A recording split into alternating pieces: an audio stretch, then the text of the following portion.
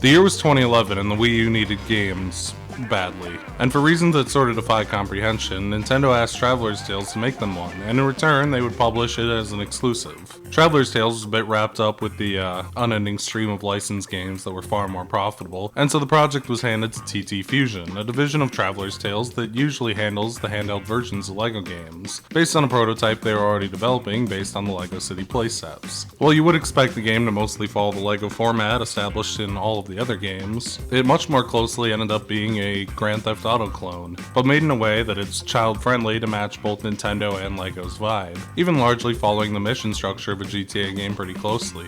While initially a Wii U exclusive in 2013, Nintendo's first game of 2013, and probably an ill omen that it was, Warner Brothers have since remastered it and released it on more accessible platforms in 2017.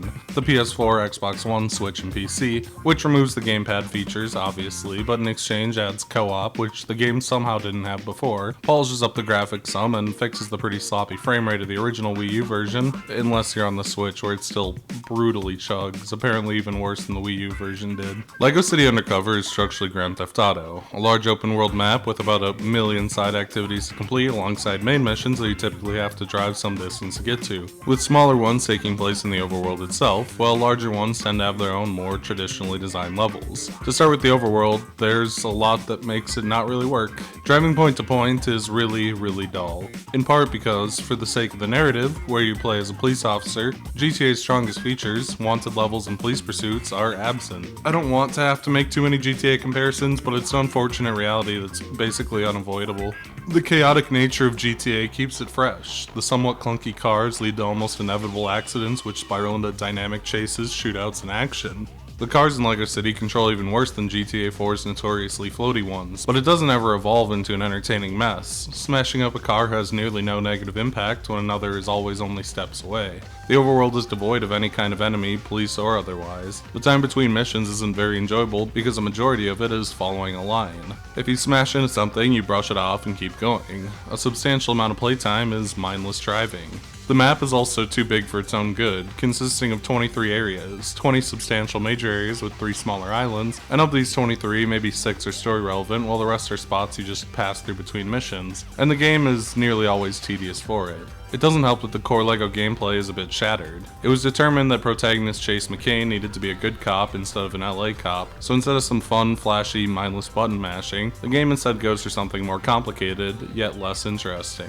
Basic punching borders on completely useless. You can do it, but enemies will almost always dodge it. Instead, the most effective way to dispatch enemies is to stand around waiting for them to attack and countering to knock them down, or grappling them, with which larger enemies requires a QuickTime event, and throwing them to the ground. Even then, there's no satisfaction, as enemies still need to be run up to and cuffed before they can stand back up. There's no immediate impact, everything is on a delay, and the satisfying LEGO explosions of defeated enemies from the prior games is entirely absent. Everything feels so stiff and mechanical. Grappling enemies is the most efficient way to deal with them, and even sans QTEs, it's laborious. And fights have to be paused several times throughout to cuff up enemies. It's frustrating because adding mechanics shouldn't hurt the game. It's kinda neat that grappled enemies can be thrown to bowl down their companions. The counter is a good idea for adding some depth to fights with bigger enemies, but both end up just being annoying to deal with, while the simplest option is largely useless. Another change, more of a neutral one, is that character swapping has been replaced with costumes, with Chase being able to swap between them at will after unlocking them in the story, and the myriad of unlockable characters just changing the appearance of each costume.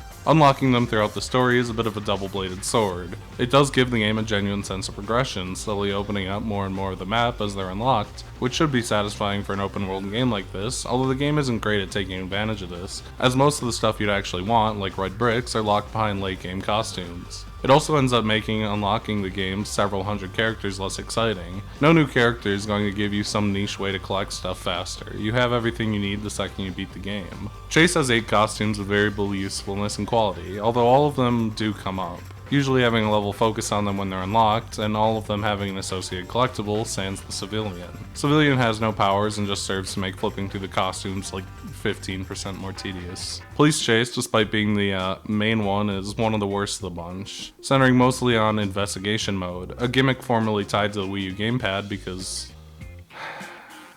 but now just kind of a lame gimmick. Either following a trail of footprints around slowly to find hidden items, or focusing on something in the environment to scan it and begin certain missions, both of which are really lame and tedious, especially given that the gamepad gimmick element of it is shot in newer releases. Police Chase is also the only one in the game that can arrest criminals fleeing on foot, and he eventually gets the grapple gun, which can be used to swing from hooks or pull certain objects apart, much like the grapple in other LEGO titles, and neither of which see all that much interesting use. The criminal is a set of keys. He can crowbar open doors, crack safes, smash ATMs, and color objects with the color gun, which admittedly does get some interesting usage, as it can only hold one color at a time, and the game often makes getting the colors an ordeal. Thankfully, there's a red brick that always makes it shoot the right color to reduce on headache. It's easily the strongest red brick in the game. There's also one criminal character, Rex, who can open super strength panels, so, yeah. The miner has a pickaxe that can smash rocks. It also gives Chase a proper aerial attack for what little that's worth, and can contextually use dynamite and buckets to blow up certain stuff. The fact that it can't be used anywhere is mega lame and makes it another key. The miner is useful as 2 keys, but basically every other character is also at least 2 keys. The astronaut is the game's only good character, just not at first. His ray gun does virtually nothing, being able to open astro boxes is just another key, and teleporters are more irritating than anything. However, right at the end of the game it gets the jetpack, a double jump with crazy horizontal distance that lets him break every level before the jetpack is released, and many challenges in the overworld. It's really fun to break the game in half with it. It's absurdly strong and feels good to use because of it. If only because it cuts down on the frequent tedium that the game demands, and it makes the astronaut more or less the optimal character in any situation where a certain key isn't needed, much like Jango Fett in the newest LEGO Star Wars. The farmer can water plants, shoot virtually useless egg projectiles, and has the admittedly decent ability to glide using a chicken, which while not as insane as the jetpack, certainly does come up as far as breaking overworld segments go. Plus, you do get the glide a little earlier. For as boring as the farmer is as a concept, he does come in at an okay second place after the astronaut. The firefighter gets an axe. You can't use it in combat because this game isn't fun. Use it to open boarded doors, and also the water spraying mechanic carried over from LEGO Harry Potter, exclusively used to put out fires. 2 keys, not great. Lastly, the construction worker can activate electrical panels and drill through damaged sections of the floor, usually to create a water jet to a higher area. It's not an extremely strong bunch, sans the astronaut and occasionally the farmer. There's about 1 million keys between the 8 costumes without much interesting variation to go around, and all the characters basically play the same. Somewhat notable, the original version of LEGO City Undercover was not co-op. On the Wii U, it was purely a single-player experience, and after experiencing the sheer tedium of the collectible grind with 2 people, I pity the poor Wii U players. However, the co-op is a little poorly implemented in the recent re-release. Never mind the notable hit on the game's already shaky performance, I'll get there soon. The game frequently gets weird outside of levels. Restarting challenges in the overworld causes the second player to warp around seemingly at random. Certain elements seem to just break or soft lock when done in co-op, sometimes by allowing you to mega cheese stupid segments, which is fun, but also by breaking side objectives, like final guys not running away properly for chase sequences and the gang breakup side quests. Notably, the game takes no advantage of co-op, it was never meant to have it, so levels often have one player standing around waiting for the other guy to do something because, well, there'd be no waiting while playing alone. I can't say co-op is a dud though. I mean, for how completely half-baked it is, it does a good job of effectively having the tedium, of which this game has quite a bit.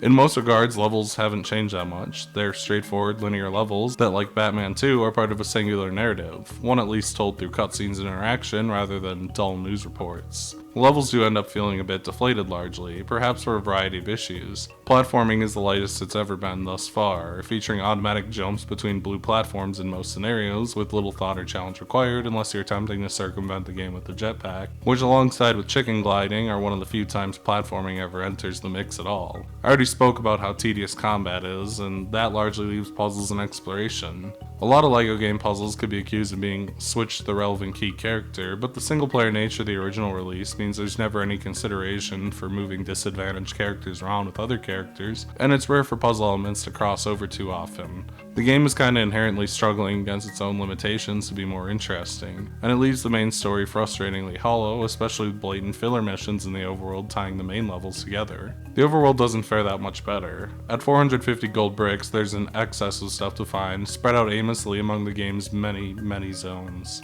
Unlike past games, there are no detectors. Instead, each individual challenge or collectible needs to be scanned one at a time, found, and then you have to scan another, find it, and the process repeats on and on and on. There's definitely ones that can be found without the scanner, but it gets so ungodly tedious to find the last thing in an area. There's also just so much. Even outside of the 450 gold bricks, there's several hundred characters and vehicle tokens to find. Also, those don't have detectors. Gold bricks are from pretty much everything, from random collectibles to horrible little side missions. To kind of rapid fire the collectibles, since there isn't much to them, anyone can build train stations, character boosts, and super builds, which are fast travel points, places to switch characters, or other random useful stuff like car spawn points, respectively. And anyone can also collect the Mario stars and the question blocks, which are presumably something else in the PlayStation and Xbox versions. The criminal can smash ATMs, the miner can smash rare rocks or blow up statues, the astronaut can plant flags to conquer districts, the farmer can water flowers, the firefighter can put out barbecue fires and save cats from high up areas, and the construction worker can drink coffee. All of this is nothing filler.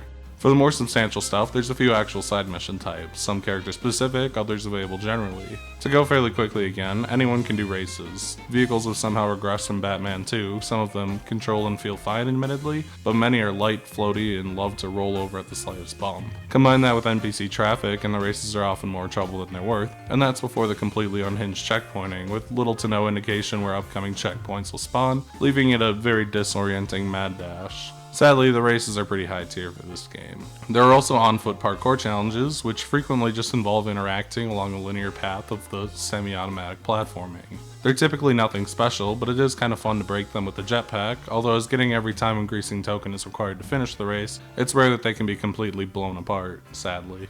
Police Chase has 2 side missions available to him. Robbery arrests involve chasing down a car thief. All of the problems are races, but you don't get to start in a car. Need to quickly rush to steal one and pray it's a good one. And then ram into the escaping vehicle 4 times. It always feels like a bizarre gamble to try this one, unless you simply have player 2 park a giant truck in front of the robber's spawn, which is a fun, unintended use of co-op. Gang arrests, you scan a group of criminals and listen to an overly long gag, then you fight 5 guys. It's nothing content.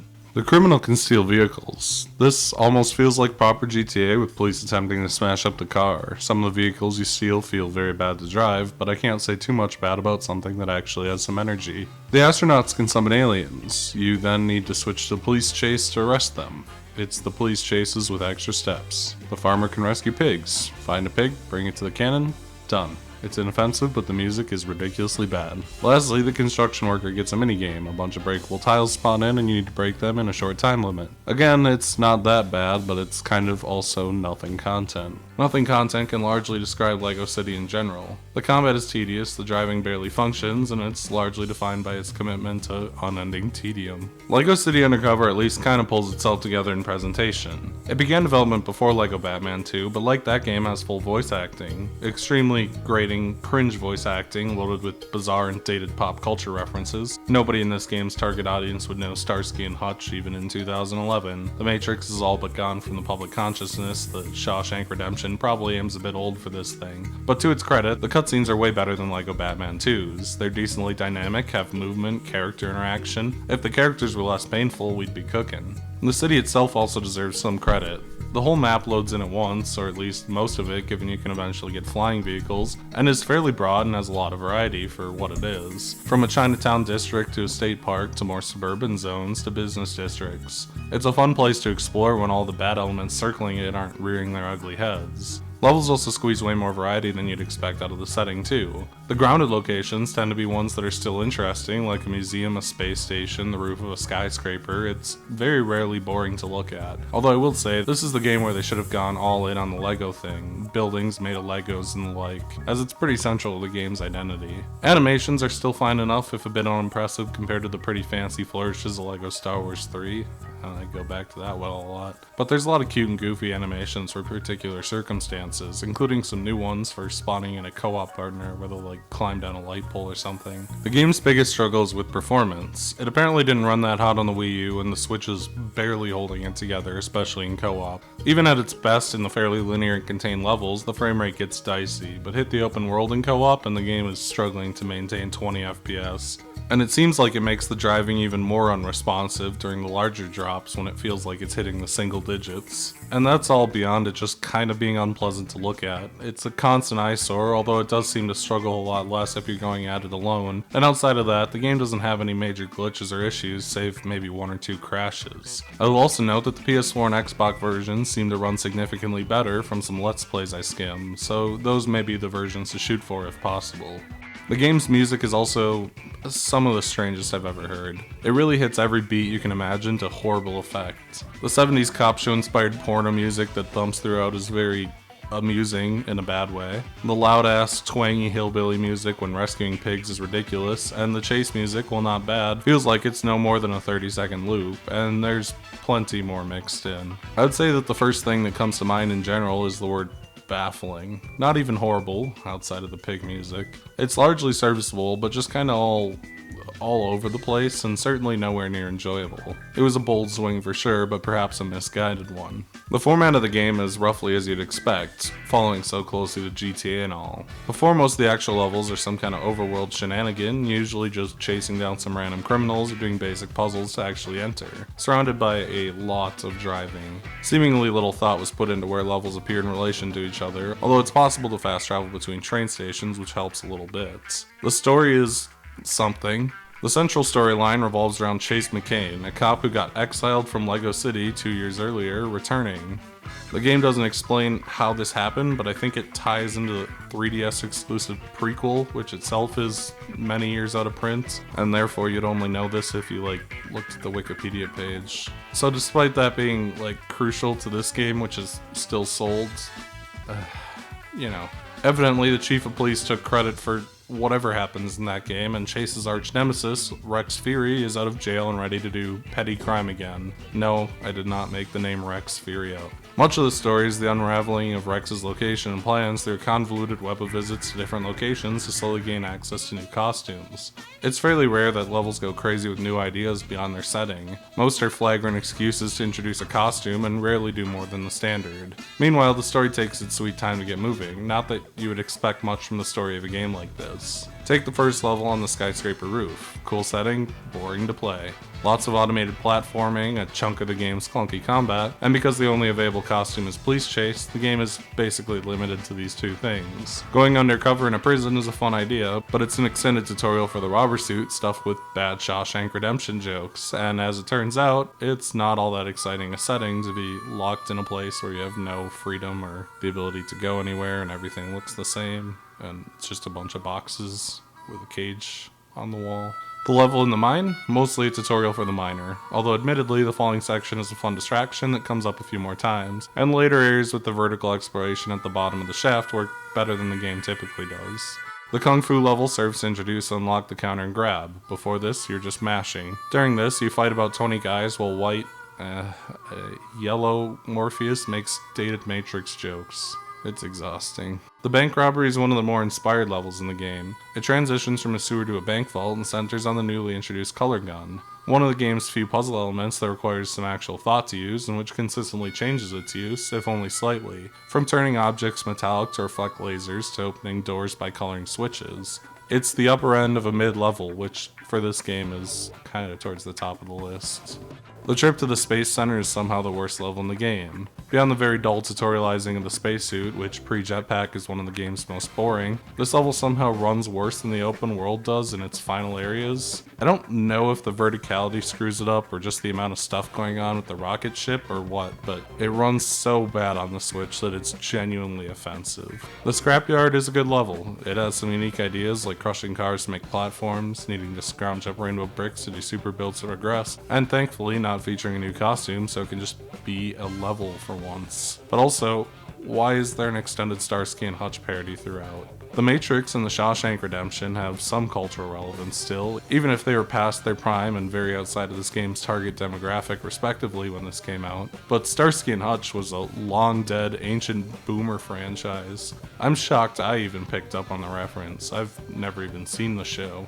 The museum, for what it's worth, is good level too. The dinosaur exhibit especially has a series of set pieces. I love that each of the various displays in the museum serves its own secluded, separately themed little puzzle or minigame too. It's a great use of the setting to do something different, and getting to ride the scouts and T-Rex after the level is fun in the dumb way that smashing any amount of tiny little Lego cars would be.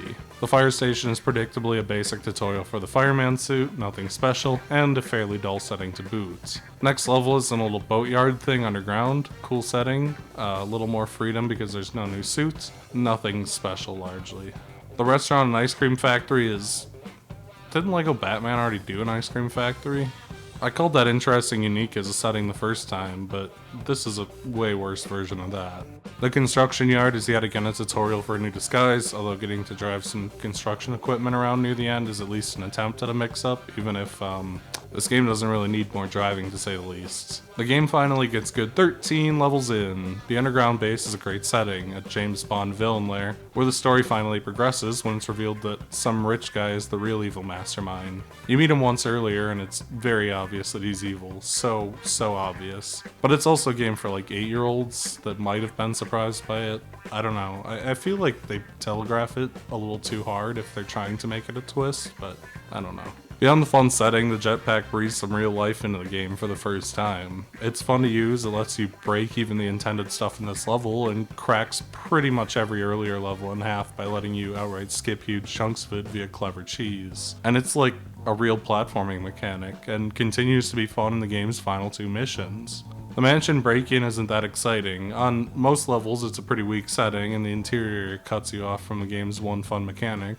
the jetpack. But the exterior has some good portions of the jetpack, so it gets a light pass from me. Finally, the finale is pretty good. The moon-based setting is cool. The exterior should have had lowered gravity though, which is kind of a missed opportunity. But for what it is, a jetpack cheese level with some fun puzzles, it works, and both bosses are surprisingly solid. The giant power loader fight, because children love aliens, is a nice spectacle, and the actual Rex confrontation, where he can only be made vulnerable by tossing his goons at him, is an actual clever use of the game's overly complicated and slow fighting mechanics. Plus, the jump back down to Earth from the moon in the form of a falling section is cool visually. It's more impressive than anything that the game actually sticks some kind of landing after being so aggressively mediocre and tedious throughout. Although I will say it feels odd to never confront the true villain and just have him get arrested by someone else at the end, like basically off screen. Chase looks around and says, "Where's the real villain?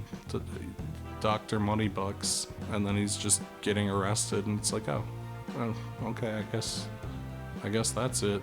And then the game kind of just wraps up with a very basic conclusion of the stolen credit plotline it mostly forgot, where Chase is properly hailed as a hero and blah blah blah whatever. The story is an excuse to get to set pieces, so I won't be too hard on it. Although it is a bit unsatisfying, it kind of just crashes into an ending 3 levels after 12 levels of basically pure filler. I'm not sure how I would handle a story like this. The villain definitely needs a reveal earlier. Rex should be a recurring boss throughout the game or something, like every time you get a new costume you have to fight him and the costume should have some kind of differentiating combat thing. Maybe not like every single time, but you know, like at least half. The evil rich guy should actually come into play, perhaps with his own gang of supervillains beyond Rex or something that you could use as bosses, or some kind of way to push set pieces. As it stands, most of the game just doesn't have any momentum.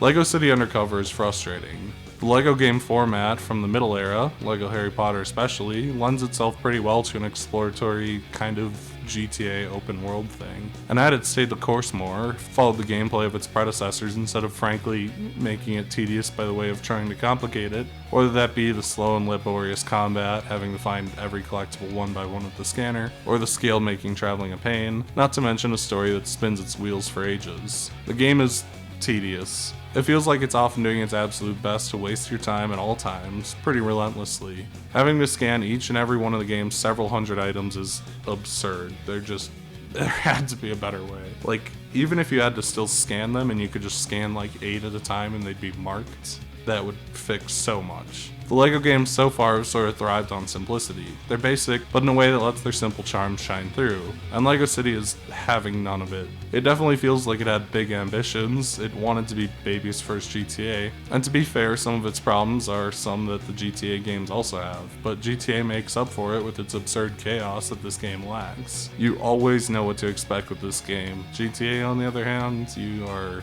in for some kind of spiraling disaster the longer you play. It's very measured, it's very safe, it's very afraid to just let the player have fun. Making the game a policeman game is good for making it child friendly, but it's limiting and dull when LEGO Star Wars lets you cut dudes in half, you know? The game also runs crazy bad on Switch, which is a Switch issue, but also, hot damn, there's no way this is the best they could get it with some optimization. LEGO City isn't completely without positives. The world works when you're not engaging with it. It has some interesting level locations at the very least, and a small handful of good levels. Plus the jetpack is just a straight fun tool to use, and I wish more games had jetpacks. It breaks so much that it's hard not to enjoy it, and yet the game is so tedious it just feels like end-to-end slog. There are a lot of ways that this game could have been fixed, from just simplifying the gameplay, going to the basics and continuing the LEGO trend. Definitely shrinking the overworld and the amount of collectibles in it, and probably just having some kind of system in the overworld where you can actually like get chased by enemies or chase enemies or something that's not a tedious minigame. It's hard to say that I ever really enjoyed my time with LEGO City Undercover. I think it's very dull to play through in most regards, almost all of them. And outside of some very funny cheesing with the jetpack, it's such a slog.